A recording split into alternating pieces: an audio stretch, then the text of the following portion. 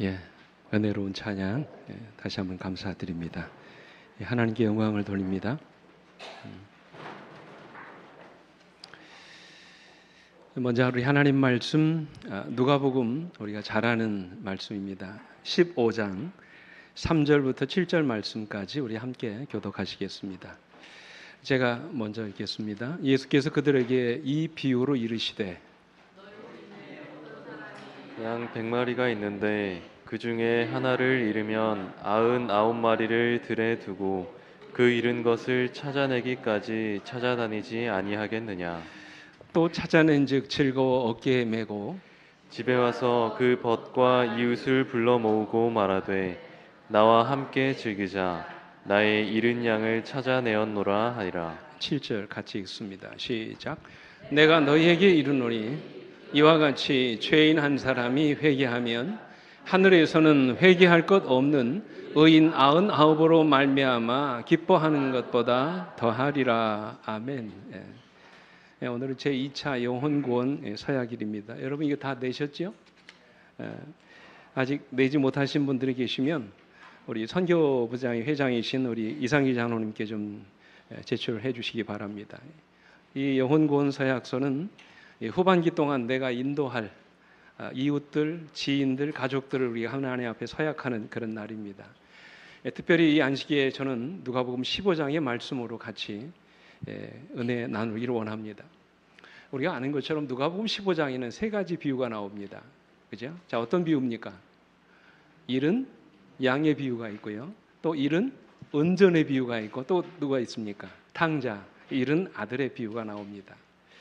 자, 근데 이 세 가지 비유는 초점이 잃은 것에 있지 않습니다. 우리가 많이 오해합니다.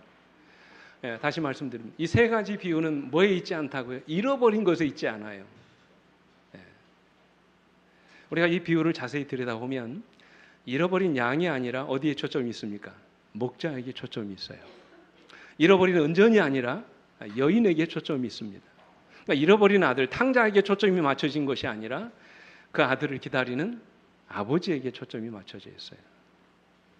실제로 영감의 글은 이렇게 말씀하십니다. 잃어버린 양의 비유와 잃어버린 은전의 비유와 탕자의 비유는 하나님을 떠나 곁길로 나간 자들에 대한 하나님의 동정에 넘치는 사랑을 분명하게 드러낸다. 비록 그들이 하나님께로부터 떠나갔을지라도 하나님께서는 그들을 불행한 처지에 그대로 버려두시지 않으신다. 그러니까 우리 한 영혼에게 초점이 맞춰진 것이 아니라 그 영혼을 하나님이 얼마나 사랑하시는지 하나님께 초점이 맞춰져 있다는 말씀이에요. 그래서 하나님은 이 비유를 통해서 하늘이 잃어버린 영혼을 얼마나 찾고 싶어 하는지 하늘의 관심을 우리에게 말씀해 주시는 거예요.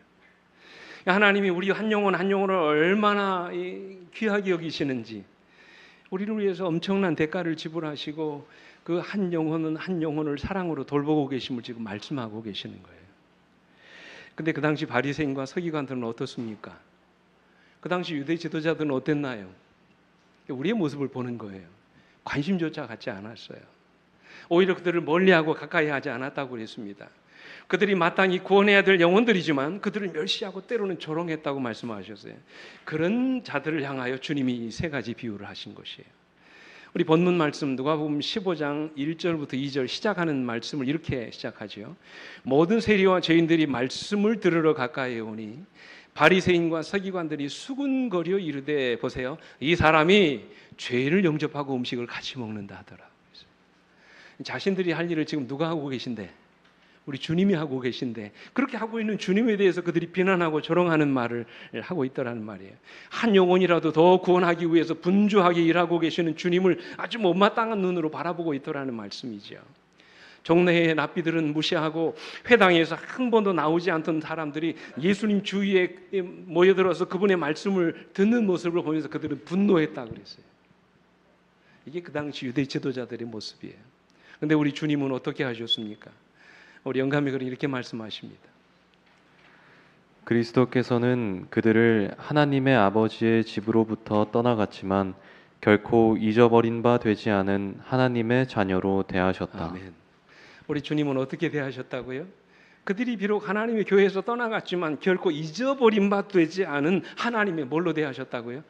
자녀로 대하셨다 그랬어요. 벌써 여러분 영혼을 대하는 자세가 다르지 않아요? 여러분 이것이 우리의 모습이 되어야 하지 않을까요? 이것이 우리 교회의 모습이 되어야 하지 않겠습니까? 교회는 영혼 구원을 위해서 하나님이 세우신 기관입니다. 영국 런던을 방문한 사람들은 누구나 다 한 번쯤 가보고 싶어하는 교회가 있답니다. 여러분 아시는 웨스트민스턴 사원입니다. 아주 유명한 건물이지요. 길이가 151m, 너비가 61m, 그리고 높이가 31m입니다. 꽤 잘 지어진 건물입니다. 이 건물은 영국에서 가장 아름다운 건물 가운데 하나로 알려져 있습니다. 이곳에서는 주로 뭐 합니까? 왕들의 대관식이 이루어지고요. 또 왕가의 결혼식이 이루어지고 주로 왕들의 무덤을 비롯해서 영국의 위인들이 다 여기에 묻혀져 있습니다. 지금은 영국의 성공회에서 이 교회를 관리하고 있는데 오래전에 이 사원을 방문했던 관광객들의 입에서 아주 흥미로운 일화가 전해지고 있습니다. 어느 날 한 무리의 관광객들이 그 교회를 방문하게 됐습니다. 그들을 인도하던 가이드가 이 사원의 역사적인 매력과 무덤에 묻혀 있는 신앙의 영웅들을 소개하고 그들의 삶을 아주 감동적으로 소개했습니다. 그리고 현재 이 교회가 운영하고 있는 프로그램이나 여러 예배들에 대해서 아주 자세하게 설명을 했습니다. 그리고 이 모든 설명들이 다 마쳐진 다음에 안내하던 가이드가 이렇게 물었답니다. 혹시 이 사원에 대해서 더 알고 싶은 것이 있으시면 질문해 보십시오. 그랬어요. 그때 미국 아이오와주에서 그곳을 방문했던 어느 개신교인 출신의 한 여신도 한 분이 이 가이드를 향해서 이런 질문을 드렸다고 합니다. 이 웨스트민스터 사원에 대해서 아주 훌륭한 설명을 해주신 것에 대해서 감사드립니다. 그런데 제가 질문하고 싶은 것은 최근에 이 교회를 통해서 예수 믿고 구원받은 사람이 몇 명이나 됩니까? 아주 뼈 있는 질문을 한 것이에요. 이 뜻밖의 질문에 가이드는 아무런 대답을 하지 못했다고 합니다. 그러나 여러분, 이 질문은 이 시대를 살아가는 우리 그리스도인들에게 아주 중요한 질문이에요. 왜 그렇습니까? 그것이 곧 우리가 이 땅에 사는 이유고 오늘 이 교회가 존재하는 목적이기 때문에 그렇습니다. 우리 영감은 그래도 선지자는 이렇게 말씀하셨죠. 교회의 목적에 대해서. 교회는 사람을 구원하기 위해 하나님께서 세우신 기관이다. 교회는 봉사를 위하여 조직되었으므로 그 사명은 온 세상에 복음을 전하는 것이다. 아멘. 사도행전 첫 장에 이렇게 말씀하셨어요. 교회는 사람의 구원을 위해 하나님이 세우신 기관이다. 교회는 봉사를 위해 조직됐고 이 교회의 사명은 뭐라고요? 온 세상에 복음을 전하는 것이라고 말씀하셨어요. 질문 드립니다. 근데 왜 우리는 영혼을 구원하지 않습니까? 왜 우리는 그것이 우리의 사명이라고 생각하지 않으십니까? 우리가 그 일을 위해서 이 땅에 존재하는 것이라고 분명히 말씀하셨는데 왜 우리는 잃어버린 영혼을 찾아가지 않습니까? 오늘 이 시간 우리 하나님께서 우리 모두에게 잃어버린 양을 찾아 나서는 이 선한 목자의 심령을 허락해 주시기를 기도드립니다. 사실 이 일은 억지로 할 수 있는 일이 아니죠. 자원하는 마음이 없으면 불가능한 일입니다. 그러므로 우리가 영혼을 찾아가기 전에 목자의 마음을 아는 것은 대단히 중요합니다. 그래야 우리도 양을 찾아 나서지 않겠습니까? 오늘 그래서 저는 어느 목자의 이야기를 통해서 왜 우리가 어떻게 영혼을 찾아가야 하는지 그 이유에 대해서 좀 이 시간 같이 말씀을 나누려고 합니다. 자, 첫째로 목자가 잃어버린 양을 찾아 나선 첫 번째 이유는 목자가 그 양을 정말로 사랑했기 때문입니다. 여러분 이 말씀에 동의하십니까? 예? 그래서 그대로 있을 수가 없는 거예요. 여기서 우리가 주목해야 될 말씀은 목자가 잃어버린 바로 그 양을 찾았다는 사실이에요. 그냥 스쳐 지나갈 수 있는 어떤 그런 이야기지만 대단히 중요한 것입니다. 우리 사전 말씀을 한번 다시 한번 보시겠습니다. 같이 읽어보겠습니다. 시작. 너희 중에 어떤 사람이 양 100마리가 있는데 그 중에 하나를 잃으면 99마리를 들에 두고 그 잃은 것을 찾아내기까지 찾아다니지 아니하겠느냐. 여러분 그냥 양이 아니에요. 그 잃은 것이라고 말씀하셨어요. 본문에 보면 정관사가 붙어 있습니다. 앞에 더가 붙어 있어요. 그 잃은 양이라는 말씀이에요. 왜 그럴까요? 다 같은 양이 아니라는 말이에요. 그 양을 찾아 나선다고 말씀하셨어요. 이유가 뭡니까?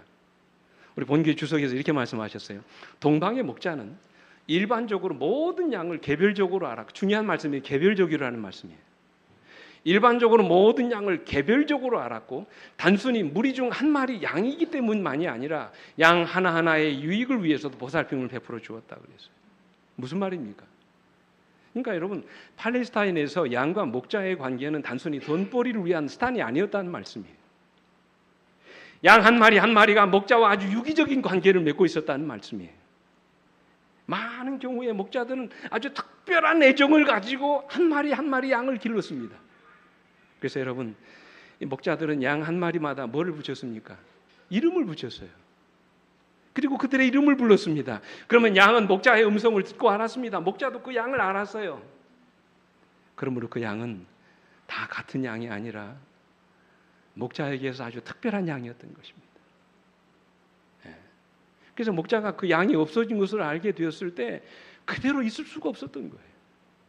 여러분, 우리 자녀들을 다 키워보셨잖아요. 이 제 말이 아직 이해가 안 되시는 것 같은데, 여러분, 자식이 아무리 많아도 부모의 특별한 사랑과 관심을 받는 이 자녀들이 다 한마디, 다 자녀들이 있습니다. 그렇잖아요. 옛날에 그런 얘기 있잖아요. 어떤 집에 자식이 5 있었답니다. 근데 친구 중에 아주 절친한 친구 중에서 자식이 없으니까 친구한테 부탁했답니다. 하나만 좀 달라고, 입양시키겠다고 그랬답니다. 그 친구한테는 그냥 선뜻 그렇게 대답을 했다는 거예요. 집에 와서 누구를 줄까 고민하는데 줄 자식이 없더라는 거예요. 장남은 큰 자식이니까 대를 이어가야 되니까 안 되고, 둘째 아들은 몸이 약하니까 안 되고, 막내는 불쌍해서 안 되고, 다 안 되더라는 거예요. 다 같은 자식이 아니더라는 말이에요. 하나하나가 다 소중하더라는 말씀이에요. 여러분, 만약에 목자가 단순히 숫자에만 관심이 있는 사람이었다면 그건 들에 나가서 얼마든지 길 잃은 양 찾아가지고 아무 양이나 주서 100마리를 채웠을 것입니다. 아니면 우리 안에 있는 다른 양들을 보면서 뭐 한 마리를 잃어버렸지만 다른 99마리는 양들은 남아있으니까 괜찮다, 아마 마음에 이렇게 위로를 받았을 거예요. 그러나 오늘 본문에 온 목자는 그 잃은 것을 찾아내기까지 찾아다녔다고 그랬어요. 그러니까 여러분, 목자는 단순히 양을 찾아 나선 것이 아니라 잃어버린 바로 그 양을 찾아 나선 것입니다. 이유가 뭡니까? 잃어버린 그 한 마리의 양은 목자에게 있어서 아주 특별한 사랑과 돌봄을 받은 유일한 양이었기 때문에 그래요. 세상에 둘도 없는 너무나도 값지고 소중한 추억을 간직한 그런 양이었기 때문에 그렇습니다. 그래서 그 양을 찾아간 것입니다. 왜요? 그 양을 정말로 뭐하기 때문에? 사랑했기 때문에 그래요. 우리는 이 한 마리의 양을 향한 이 목자의 관심 속에서 우리를 향하신 하나님의 관심이 얼마나 큰지를 생각해 봅니다. 여러분, 성경의 하나님은 우리를 덩어리로 취급하지 않으세요. 다시요. 하나님은 우리를 뭐로 취급하지 않으신다고요? 덩어리로 취급하지 않으세요. 그저 우리를 여러 사람들 중에 하나로 보지 않으신다는 말씀이에요. 하나님은 우리를 개인적으로 사랑하십니다. 이 세상에 그 누구와도 바꿀 수 없는 유일한 사람으로 우리 모두를 사랑하세요. 하나님은 우리 한 사람의 한 사람의 이름을 개인적으로 하시고 우리가 이 세상의 유일한 사람인 것처럼 여러분과 저를 사랑하신다고 말씀하셨어요. 그게 놓기 싫은 거예요. 버리기 쉬운 것입니다. 방황하면, 때로 주님을 떠나서 멀리 떠나가면 너무 슬픈 거예요. 이게 하나님의 마음이에요. 그래서 이사야 선지자는 이렇게 말씀했잖아요. 이사야 49장 16절에 내가 너를 어디다 새겼다고요? 내 손바닥에. 얼마나 귀하면. 우리 주님께서 우리를 어디다 새겼다고요? 손바닥에 새겼다고 말씀을 하세요. 영감의 글은 이 사실을 이렇게 말씀하세요. 목자가 자기 양을 사랑하고 한 마리라도 잃어버리게 되면 가만히 앉아있지 못하는 것처럼 하나님께서는 그보다 더한 무한히 큰 사랑으로서 세상에서 버림받은 모든 영혼들을 사랑하신다. 사람은 비록 하나님의 사랑을 저버릴 수도 있고 그에게서 멀리 떠나갈 수도 있고 또 다른 주인을 택하여 섬길 수도 있다. 그럴지라도 그들은 하나님의 것이며 하나님께서는 당신의 것을 찾고자 열망하신다. 아멘. 이게 우리 하나님의 마음이라는 것이에요. 그래서 하나님이 우리를 찾아오시는 거예요. 어떻게 찾아오셨습니까? 어떻게 그 잃은 양을 찾으셨다고 말씀하셨어요? 찾아내기까지 찾으셨다고 말씀하셨어요. 수단과 방법을 가르지 않고 우리를 찾아오셨어요. 하늘 영광의 보좌까지 버리시고 우리를 찾아오셨어요. 우리같이 낮고 천한 육신의 몸을 입으시기까지 찾아오셨어요. 나사렛 동네의 가난한 목수의 아들로 찾아오시기까지 우리를 찾으셨어요. 험난한 십자가의 길을 걸어서 그 험난한 가시밭길을 걸어오시기까지 우리를 찾아오셨어요. 그리고 그곳에서 자기 생명을 버리시기까지 우리를 찾아오셨어요. 여러분, 이 얼마나 놀라운 하나님의 사랑입니까?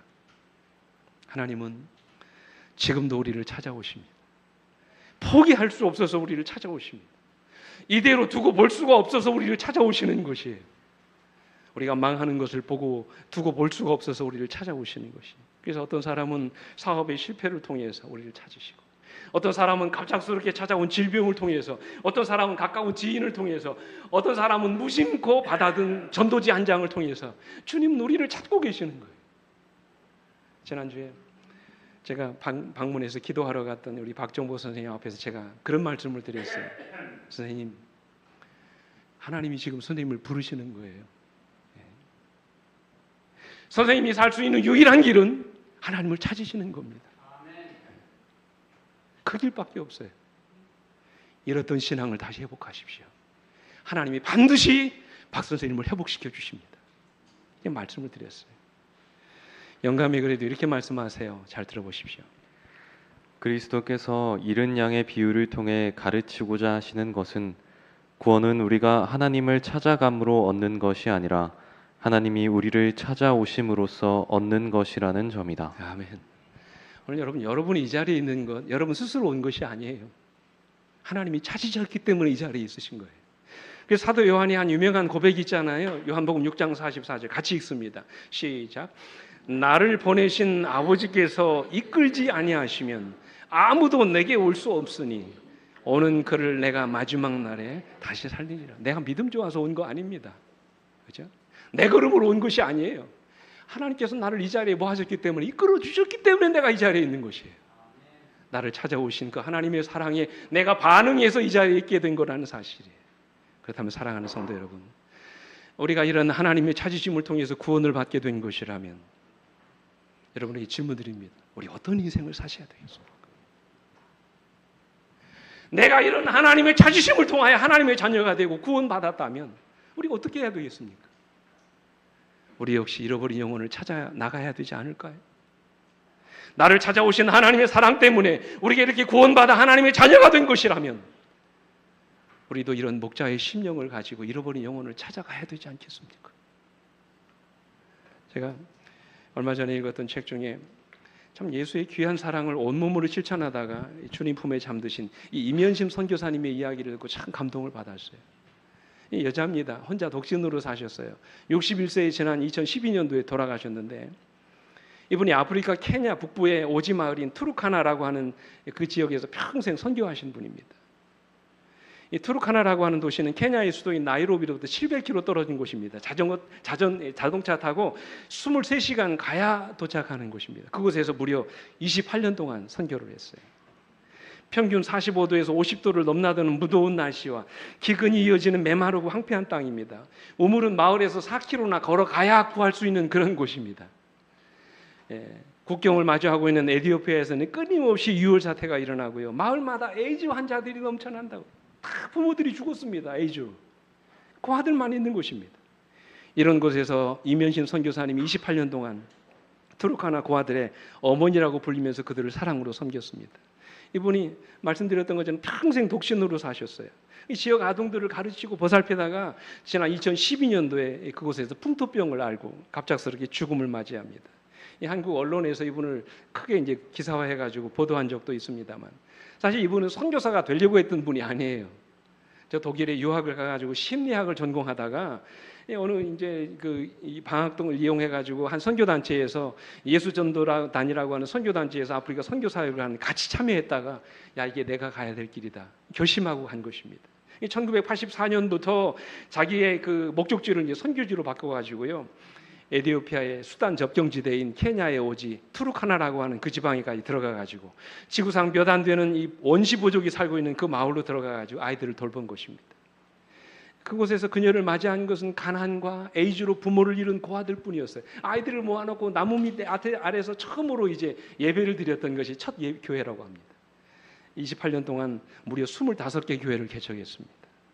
그곳에 있는 아이들을 위해서 킹즈 키즈라고 하는 하나님의 자녀들이라고 하는 그런 고아원과 유치원을 열어가지고 지역 아이들을 보살폈어요. 가난을 벗어날 수 있는 유일한 길은 오직 뭐 하는 거다. 그들이 배우는 것밖에 없다. 아이들을 가르쳤습니다. 벌써 선교사님의 고아원을 통해서 나온 수백 명의 아이들이 고등학교와 대학을 거쳐서 의사, 교사, 은행원, 회계사, 공무원, 교육청 직원들, 이 케냐 지역의 아주 유수한 인재들로 성장을 했습니다. 생각해 보십시오. 95%가 문맹인들입니다. 글을 알지 못하는 사람들이. 그 글을 읽지 못하는 사람들이 있는 곳에서 이처럼 놀라운 역사를 이루어낸 것입니다. 근데 정작 본인은 힘들고 어려운 환경 속에서 작은 침대 하나, 부엌, 화장실이 전부인 작고 소박한 사택에서 살았어요. 나무 책상 하나, 옷장이 전부인 그 가구들, 무더운 여름 날씨 때문에 부엌 한쪽에 놓인 간이 침대에서 쪼그린 쪽잠을 자면서 그들에게 복음을 전했습니다. 어떻게 이런 일이 가능했을까요? 그는 이렇게 고백합니다. 사역은 돈으로 하는 것도 아니고 전략으로 하는 것도 아닙니다. 죽음같이 강한 사랑으로 하는 것입니다. 아이들이 내 삶의 전부입니다. 결국 이분이 그곳에 중고등학교를 세우려고 15만 평방 부지의 그 땅을 준비하고 학교를 짓기 위해서 동분서주하다가 너무 과로했어요. 그래서 박테리아에 감염돼 가지고 일주일 동안 고열과 호흡곤란으로 고생하다가 주님 품에 잠들었습니다. 이분이 돌아가신 다음에 이면심 선교사 추모협회가 꾸려지고 국제개발 NGO 구피풀이라고 하는 곳에서 교실을 지어줍니다. 그리고는 그 중고등학교를 통해서 수많은 어린아이들이 교육을 받고 사회에 필요한 인재들로 교육을 받고 있다는 사실. 한 여인의 죽음보다 강한 사랑이 투르카나 부족의 운명을 바꿔놓은 것입니다. 사랑하는 우리 성도 여러분, 영혼을 구원하는 일은 돈으로 하는 것도 아니고 전략으로 하는 것도 아닙니다. 영혼을 구원하는 일은 오직 죽음으로 강한, 죽음같이 강한 사랑으로 하는 것입니다. 복음 전도는 입으로 하는 것이 아니라 사랑으로 하는 것입니다. 복음 전도는 이론으로 하는 것이 아니라 감동으로 하는 것이에요. 잃어버린 영혼에 대한 사랑이 우리로 하여금 그 영혼을 찾아가게 하고 그 영혼을 찾아낼 때까지 찾아다니게 하는 것입니다. 오늘 우리에게 이런 심령을 주님께서 허락해 주시기를 간절히 바랍니다. 이런 마음으로 우리 함께 영혼을 찾게 되시길 간절히 바랍니다. 둘째로 목자가 잃어버린 양을 찾아 나선 두 번째 이유는요, 양을 너무나 잘 알기 때문에 그래요. 양이 어떤 짐승인지 목자가 너무나도 잘 알기 때문입니다. 여러분, 왜 이렇게 목자가 잃어버린 양에 집착합니까? 왜 이렇게 목자가 마음 졸입니까? 물론 이 양에 대한 뭐 때문일까요? 사랑 때문이에요. 근데 여러분, 그보다도 절박한 이유가 있어요. 그것이 뭔지 아세요? 그것은 바로 이 양이 어떤 짐승인지를 목자가 너무나도 잘 알기 때문에 그래요. 그래서 4절에 보면 이렇게 말씀하시죠. 다시 4절 봅니다. 너희 중에 어떤 사람이 양 100마리가 있는데 그 중에 하나를 잃으면, 보세요, 빨간 글씨 뭐라고 말씀하셨어요? 99마리를 어디에 두고요? 들에 두고라고 말씀하셨어요. 여러분, 저는 이 99이 중요하지 않다는 얘기가 아니에요. 여러분, 이것을 이렇게 오해하시면 오해하는 거예요. 99마리를 들에 두고 그 잃은 것을 찾아갔다는 말이 무슨 뜻입니까? 그만큼 절박했다는 말이죠. 여기서 말하는 들은 그저 황무지가 아니라 비교적 안전한 목초지를 의미합니다. 그럴지라도 지금 목자가 다른 99마리의 양을 들에 두고 잃어버린 양을 찾아 나선 이유가 뭡니까? 그 잃어버린 양이 위험에 처했기 때문에 그래요. 양이 길을 잃어버린 것보다 그 양에게 누가 없는 거예요? 목자가 없는 것입니다. 위기의식을 느낀 것이죠. 그 당시 팔레스타인은 목축업을 하기에 결코 이상적인 환경이 아니었습니다. 좁은 유대 광야와 요단 계곡, 동부의 고원지대와 아라비아 사막으로 이어지는 이스라엘 땅은 아주 척박하고 메마른 땅이었습니다. 풀이 없어요. 목초지가 없습니다. 그래서 이 목자가 수시로 이 목초지를 옮겨가면서 물을 먹이고 풀을 뜯게 해야 했습니다. 험난한 지형과 맹수들의 공격으로부터 그들이 상처를 입으면 그들이 보호를 해야 했습니다. 목자가. 그래서 여러분, 목자는 자기 양머리들을 수시로 돌봤습니다. 양들 가운데 서로 싸우지는 않는지, 해충의 공격을 받고 있지는 않는지, 전염병에 걸린 양은 있지는 않는지, 풀은 제대로 먹고 있는지, 그들이 마시는 물은 오염되지 않았는지, 혹여라도 양이 뒤집어져 가지고 일어나지 못하는 그런 양은 있지는 않는지, 혹시라도 맹수의 공격으로 상처를 받은 양들은 없는지, 양들과 함께 동고동락하면서 양들의 생명을 지켜주는 일을 했던 것입니다. 한마디로 양은, 기억하십시오, 한마디로 양은 목자의 철저한 돌봄이 필요한 짐승이었어요. 근데 그들 가운데 뭐가 없는 거예요? 잃어버린 양에게. 목자가 없는 것이죠. 그래서 영감의 글은 이렇게 말씀하십니다. 한 마리의 양이 길을 잃어버리자마자 목자의 마음은 슬픔과 근심으로 가득 찼다. 그는 양을 세어보고 또 세어본다. 한 마리의 양이 길을 잃었다는 것을 확인하고는 잠을 이루지 못한다. 그는 우리 안에 있는 99마리를 버려두고 잃어버린 한 마리 양을 찾으러 나간다. 밤이 어두워질수록 비바람이 심해질수록 목자의 염려는 더욱 커져 더 열심히 찾는다. 그는 잃어버린 한 마리 양을 찾기 위하여 온갖 노력을 다한다. 온갖 노력을 다한다 그랬어요. 그가 할 수 있는 모든 일을 다 했다는 말이에요. 왜 그렇습니까? 왜 목자가 이렇게 해요? 양을 알기 때문에 그래요. 여러분, 양은 어떤 짐승입니까? 첫째로 방향 감각이 없어요. 우리 한국의 염소는 그렇지 않은데 이 팔레스타인에서 키우는, 중동에서 키우는 양들은 방향 감각이 없습니다. 개나 고양이는 잃어버려도 자기 집을 찾을 줄 알지만 양은 자기 집을 못 찾습니다. 한번 잃어버림을 당하면 도저히 혼자 힘으로 자기 집을 못 찾아오는 짐승이에요. 첫째, 방향 감각이 없어요. 둘째로 뭡니까? 자기를 보호할 만한 능력이 없어요. 날카로운 이빨이 있는 것도 아니고 발톱이 있는 것도 아닙니다. 그렇다고 빨리 도망칠 수 있는 발이 있는 것도 아니에요. 맹수의 공격 앞에 속수무책으로 당할 수밖에 없는 무기력한 짐승이에요. 게다가 양은 스스로 먹이를 구할 수 없어요. 낙타는 멀리서도 물을 발견하고 독수리는 높은 곳에서도 자기 먹이를 찾아낼 수 있지만 양은 목자가 일일이 그 목초를 챙겨주지 않으면 먹이를 구할 수 없는 나약한 동물입니다. 어느 것 하나 혼자서 할 수 없는 아주 철저하게 무기력한 짐승이 바로 양이에요. 여러분, 이런 양이 잃어버림을 당했으니 목자가 안절부절 못하는 것입니다. 잠을 이루지 못하는 것이죠. 밥을 먹을 수가 없는 것입니다. 어디서 추위와 배고픔에 떨고 있을까? 싸울 줄도 모르고 도망할 줄도 모르는 그 연약한 짐승이 맹수의 공격 앞에 두려움에 떨고 있지는 않은지, 혹여라도 가시덤불에 엉켜가지고 헤어나오지 못하고 있지는 않은지, 결국에 목자는 99마리의 양을 둘에 두고 잃어버린 한 마리의 양을 찾아 나섰다고 말씀을 하셨어요. 영감의 글은 그 사실을 이렇게 말씀하세요. 잃은 양은 한 사람의 죄인뿐만 아니라 하나님께 배도하여 죄로 멸망하게 된 한 세계를 대표한다. 이 지구는 하나님이 주관하시는 광대한 우주에 비해 지극히 작은 한 개의 원자에 불과하다. 그러나 하나님이 보시기에는 이 타락한 작은 세계는 잃어버린 한 마리의 양으로서 우리에서 벗어나지 아니한 99보다 더욱 귀중한 것이다. 하늘 조정에서 사랑받는 사령관이신 그리스도께서는 하나의 잃어버린 세계를 구원하시기 위하여 그가 아버지와 함께 가지고 계시던 그 영광을 버리시고 그 높은 자리에서 이 세상으로 내려오셨다. 아멘. 여러분, 이 목자의 이야기는 우리 주님의 이야기고요. 잃어버린 양은 누구란 얘기예요? 우리라는 것이죠. 그죠? 그리고 우리를 위해서 십자가를 지실 것입니다. 우리 대신 영원한 죽음을 주님이 대신 죽어주신 거예요. 우리를 찾으신 것이죠. 그래서 이사야 선지자는 이사야 53장 5절로 6절에서 말씀하시죠. 그가 찔림은 우리의 허물 때문이요, 그가 상함은 우리의 죄악 때문이라. 그가 징계를 받음으로 우리는 평화를 누리고 그가 채찍에 맞음으로 우리는 나음을 받았다. 6절, 우리는 다 양 같아서 그릇 행하여 각기 제 길로 갔거늘 여호와께서는 우리 모두의 죄악을 그분에게 담당시키셨다고 말씀하셨어요. 그러면서 영감의 글은 이 사실을 이렇게 말씀하십니다. 비유에 나타난 목자는 한 마리의 양, 곧 가장 적은 숫자의 양을 찾기 위하여 나아갔다. 그러므로 비록 잃어버린 영혼이 단 한 사람뿐이라 할지라도 그리스도께서는 그 한 영혼을 위하여 죽으셨을 것이다. 아멘. 여러분, 이 말씀을 믿으세요? 그만큼 우리 한 영혼이 하나님 앞에 소중한 존재라는 사실이에요. 그럼 질문 드려볼게요. 여러분, 왜 우리가 영혼들을 찾아 나가야 하는지 아세요?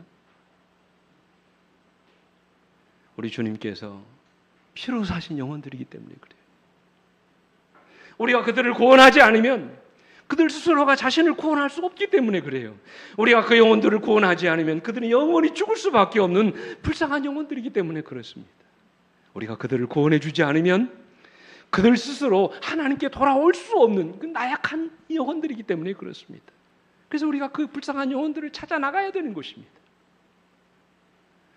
얼마 전 이 허은선 선교사의 이야기를 제가 읽게 됐습니다. 오늘 이제 이 선교에 대한 이야기를 제가 드리니까 주로 이 선교사 이야기를 드립니다. 이분이 프랑스에서 뭐 하신 분이냐면 화가였습니다. 미대를 나오신 다음에 프랑스에 유학을 떠났습니다. 그리고는 프랑스 사람과 결혼해가지고 이제 재벌 화가로 명성을 쌓았던 분인데, 이분이 나중에 뭐를 하냐면 신학을 또 전공해요. 그래가지고 이제 말씀을 가르치는데, 그 당시 대학에서 무신론적이고 문란한 청년들을 보면서 자기가 청년 사역을 해야 되겠다 마음에 결심을 합니다. 그리고 이제 어느 날 길을 가는데 누구를 보냐면 노숙자를 보게 돼요. 너무 불쌍한 생각이 들었습니다. 그래서 그 노숙자의 몸을 일으키고 먹을 것을 먹여주었습니다. 그리고 그 사람의 이름을 물어가지고 그 사람의 이름을 부르면서 하나님께 기도했대요. 근데 이런 사랑을, 친절을 받았던 이 노숙자가 눈물을 흘리면서 이렇게 말하더랍니다. 사람들은 지나가면서 나를 봐도 도와주려고 하지 않고 모두 지나가 버립니다. 며칠째 아무것도 먹지 못했습니다. 근데 당신은 나에게 먹을 것을 주셨습니다. 그리고 내 이름도 불러주셨어요. 그리고 내 이름으로 하나님께 기도도 해주셨습니다. 너무 감사합니다. 이 이야기를 들으니까요, 순간적으로 그의 마음속에 너무 부끄러운 생각이 들었답니다. 자기 주변에 이렇게 불쌍하고 어려운 영혼들이 너무 많은데 내가 왜 영혼들을 돌아보지 않았는지 마음적으로 순간적으로 죄책감이 들더랍니다. 그래서 그 사람을 부둥켜 안고 울면서 이런 말을 했다고 합니다. 너무 늦게 와서 미안합니다. 제가 몰라서 그랬습니다. 제가 덮겠습니다. 그때부터 프랑스 파리에서 노숙자 사역을 시작을 합니다. 여러분 잘 아시는 것처럼 프랑스는 잘 사는 나라지만 이 파리에는 이 아주 복잡한 서류를 다 갖춰야만 나라의 지원을 받을 수 있기 때문에 이 노숙자들이 너무 많다고 그래요. 8,000명 정도 된다고 그래요. 난민까지 포함하면 파리에만 2만 명에 달하는 노숙자와 난민들이 있다고. 그 사람들을 대상으로 사역을 하는 것입니다. 남편은 돈 벌어서 자기 식구 먹여 살리고, 이 사람은 아르바이트하고 직장 생활해가지고 노숙자 사역에 자기의 모든 것들을 다 쏟아바치는, 자기가 주님 사역에 헌신했더니 이분 고백이 그래요. 자기 아이들을 하나님이 다 책임져 주시더라는 말이에요. 네. 여러분 기억하십시오. 우리가 하나님의 일을 하면 하나님이 우리 일을 하십니다. 네. 염려하지 마십시오. 내가 이 일 해가지고 내 사업이 망칠까 두려워하지 마시기 바랍니다. 우리의 본업이 뭐예요? 영혼을 구원하는 것입니다. 사람을 살리는 것이에요. 내가 어떤 일을 하든지, 어떤 직장을 갖든지, 어떤 직업을 가지든지, 여러분 그것은 수단이지 우리의 목적이 아니에요. 오늘 우리의 삶의 목적이 영혼을 구원하는 그 일에 있게 되길 간절히 바랍니다. 그러나 여러분 기억하셔야 될 것은 잃어버린 영혼에게 관심을 갖는 것, 그것이 바로 잃어버린 영혼을 구원하는 첫걸음입니다. 오늘 우리에게 잃어버린 한 마리의 양을 바라보던 그 주님의 눈과 가슴이 있게 되길 간절히 바랍니다. 아무런 소망 없이 세속에 묻혀 살아가는 영혼을 바라볼 때 정말로 그들의 처지를 안타깝게 생각하고 불쌍히 여기는 마음이 있게 되길 간절히 바랍니다. 버려진 영혼들, 내가 아니면 구원받을 수 없는 그 불쌍한 영혼들을 바라볼 때 주님의 눈으로, 주님의 가슴으로 그 영혼들을 바라볼 수 있게 되길 간절히 바랍니다. 그래야 찾아갈 수 있지 않겠습니까? 우리 하나님께서 우리 모두에게 그런 심령을 허락해 주시기를 간절히 바랍니다. 마지막으로 목자가 잃어버린 양을 찾아 나선 이유는요, 그것이 목자의 사명이고 기쁨이었기 때문에 그래요. 여러분 목자의 사명이 뭡니까? 양들 보는 거죠. 그죠? 때를 따라 잃어버린 양들을 구원해주고 그들을 안전한 목초지로 인도하는 것입니다. 저는 우리 그리스도인의 사명도 마찬가지라고 생각합니다. 우리의 사명은 주변의 영혼을 돌보는 것이에요. 잃어버린 영혼을 구원하는 것입니다. 그것이 우리의 사명이고 오늘 여러분과 저의 기쁨이 되셔야 돼요. 우리 영감이 이렇게 말씀하십니다. 영혼을 구원하는 일은 그리스도를 믿는다고 공언하는 모든 그리스도인들의 필생의 사업이 되어야 한다. 아멘.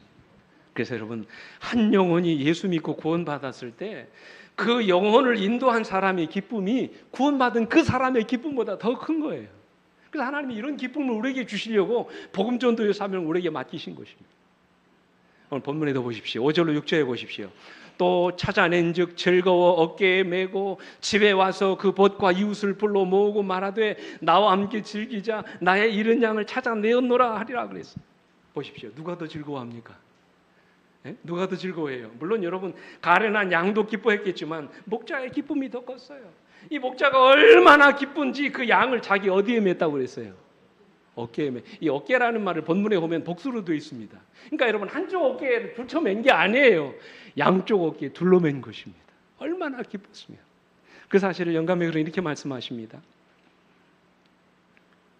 그때 목자는 그 양이 자기에게 그처럼 많은 괴로움을 끼쳤다고 해서 그 양을 꾸짖지 않는다. 그는 양을 채찍으로 몰지도 아니하고 그는 양을 걷게 해서 집으로 끌고 오지도 아니한다.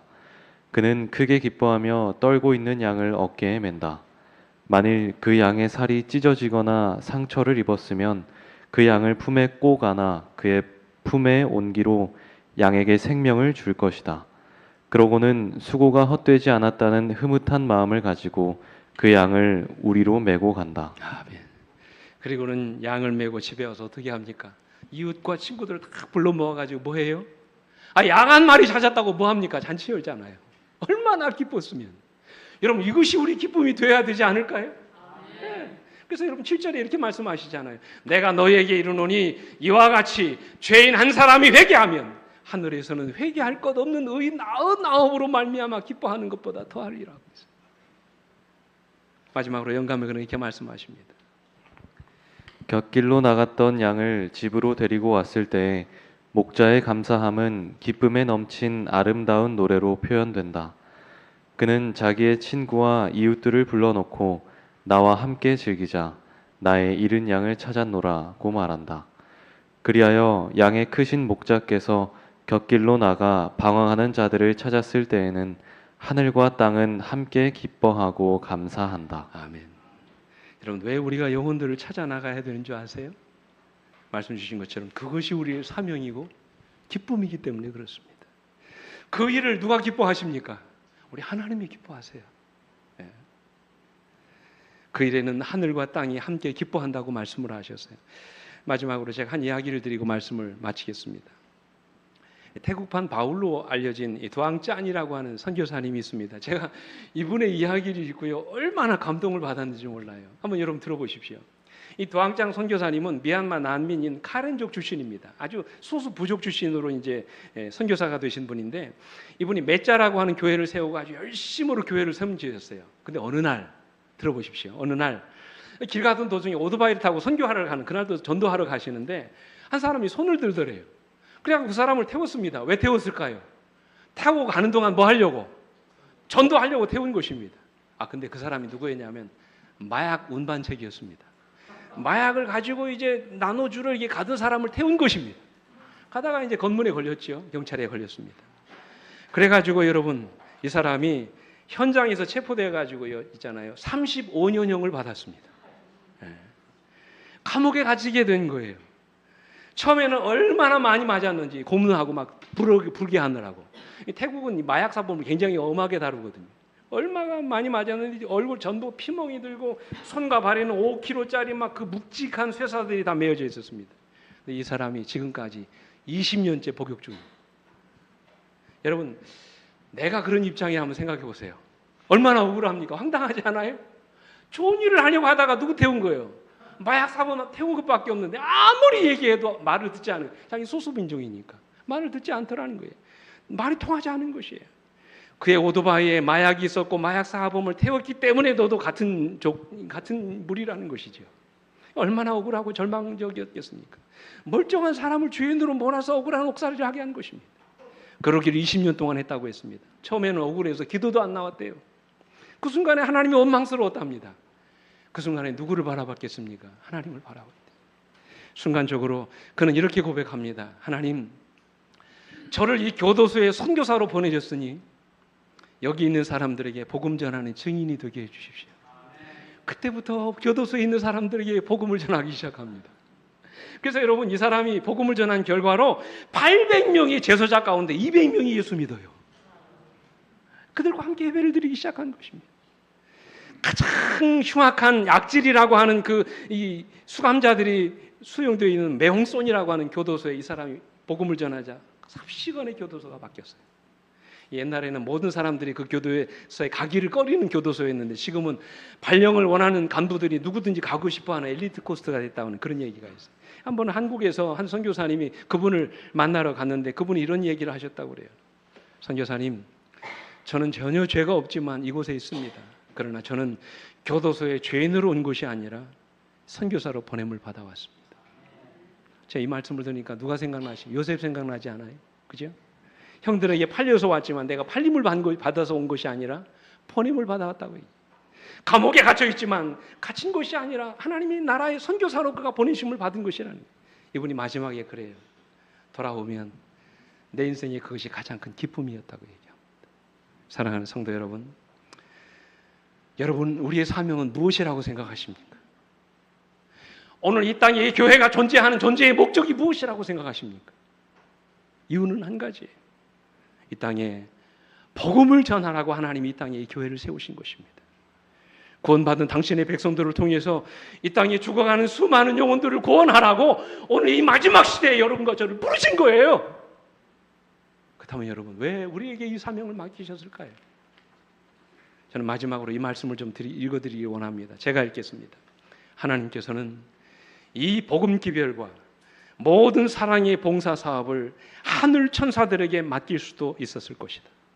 그는 당신의 목적을 이루기 위하여 다른 방법을 쓰실 수도 있었을 것이다. 그 다음 말씀 보십시오. 그러나 그는 무한하시는 사랑 가운데서 우리로 하여금 사역 없는 이 봉사 사업에서 생기는 무엇과? 축복과 또 무엇과요? 기쁨과 마지막 뭐요? 영적 향상을 얻도록 하기 위하여 우리를 하나님과 그리스도와 천사들과 동역자가 되게 하셨다 그랬어요. 영혼을 구원하는 것은 결코 여러분 손해보는 것이 아니에요. 영혼을 구원하는 일을 통하여 하나님은 우리 모두가 영적인 큰 축복을 경험할 뿐만 아니라 하늘에 속한 큰 기쁨을 경험하게 하시고 더불어서 영적으로 더 성숙한 뭐가 되도록 그리스도인이 되시도록 오늘 여러분과 저에게 복음 전도의 사명을 맡기셨다는 사실을 기억하십시오. 부디 우리 모두가 다 영혼을 구원하는 사역에 함께 동참하심으로 이 사역을 통해서 생기는 축복과 기쁨과 영적인 향상을 경험하시는 여러분과 제가 되기를 간절히 바라면서 오늘 말씀을 마치겠습니다. 함께 일어나셔서 찬양하시겠습니다.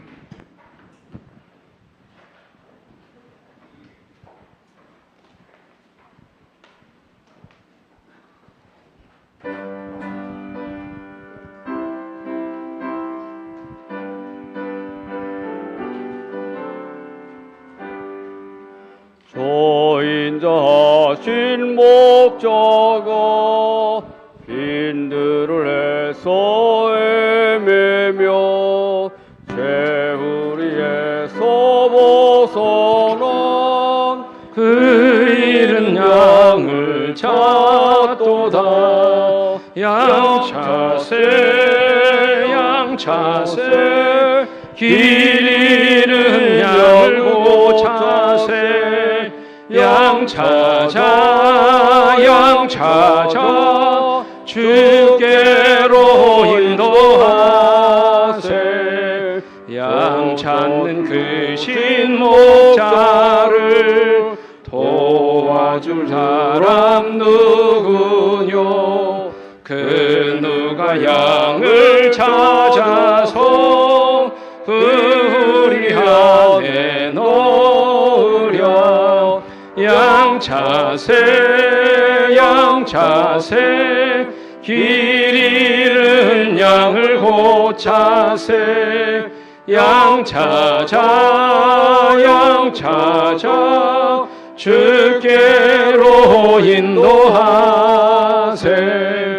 빈들과 거친 산에서 길 잃고 방황하는 양 다 찾아오라 하시는 주님의 분부 따르세. 양차세